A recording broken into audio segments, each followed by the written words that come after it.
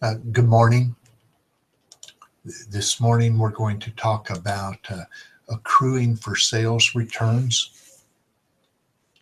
In previous classes, whenever we talk about sales returns, we assumed we would wait until the customer actually returned the goods to record the sales return.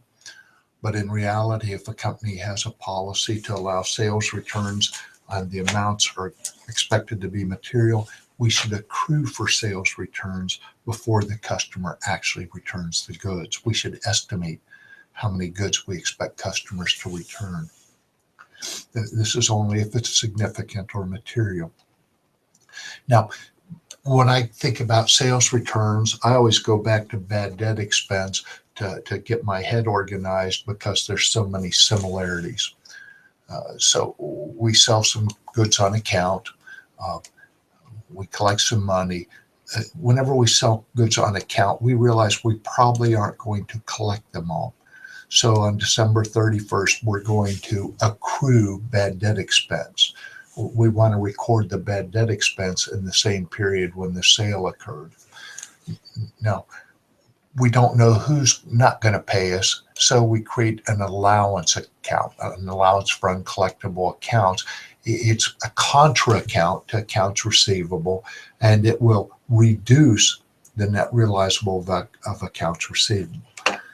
So our year-end adjusting entry will reduce net income, and it will also reduce net realizable value of my accounts receivable. Then in the period when I actually write off the customer, I know who it is. I can write them off. I can actually write off their account, but I credit an allowance for uncollectible accounts. So it has no effect. This entry has no effect on net income. They're two balance sheet accounts. It has no effect on net realizable value of accounts receivable because it's just accounts receivable and it's contra account. Now, I'm going to go over and I'm going to play the same game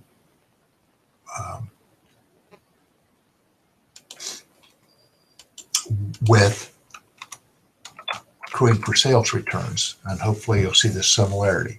Now, I just made up a number and I put $47.50 in my accounts receivable. I got to have numbers. I can't live without them. The book told me the problem, this is problem or exercise 8, 7, 8, and it told me that we already had $300 in our allowance for estimated sales returns. So notice this allowance for returns is a balance sheet account. It's contra to accounts receivable. Yeah, I've got $47.50 on the books, but I don't think I'm going to collect it all, so I have an allowance account. And just like in the previous problem, we have sales of $11,500. Life's good. We collect some money from our customers. This isn't actually part of the problem, but I just can't live without seeing some collections once in a while and make sure my customers are actually paying me. Okay, and so we can see the changes going on in my accounts receivable. Now 12/31 comes around and I'm going to accrue for sales returns. They haven't returned the goods yet necessarily, but I'm going to accrue for sales returns, and I'm going to use this entry. Sales returns. Now, sales returns is a contra to sales. It's going to reduce net sales. It's going to have the same effect on net income that bad debt expense has on net income. Okay.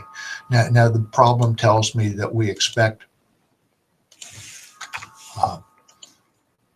our 4% returns. Historically, about 4% of our customers have returned goods, so I multiply by 4% and I get 460. So I'm going to estimate my sales returns. Now notice, what effect does this have on net income? What reduces my net sales and therefore my net income? The allowance is an allowance to accounts receivable, and it says, hey, guys, yet people owe us $72.50, but some of us aren't going to pay it. Some of them aren't going to pay us. Why aren't they going to pay us? Because they'll probably return the goods, so we won't actually see the money. Okay, so I accrue. Now, this is all the pain and suffering goes into the period of the sale. I accrue during the period of the sale, and this accrual at the end of the year reduces net income, and it reduces the net realizable value for my accounts receivable. Then sometime next year, the customer actually returns goods. And when they return goods, I know who's going to return them, so I can write off their account. I write off Joe's account. Joe's not going to pay me $450. Why? He gave the goods back instead. But the credit goes to this allowance account, kind of like an insurance policy. So this entry, there's no pain and suffering. Okay. This entry is two balance sheet accounts. It has no effect on net income.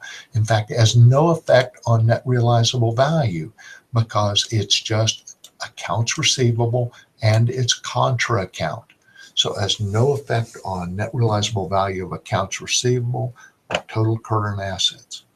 I hope that helps you a little bit with accruing for sales returns, and I'll be back later today and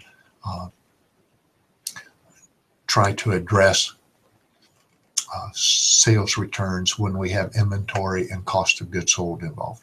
Thank you and have a good day.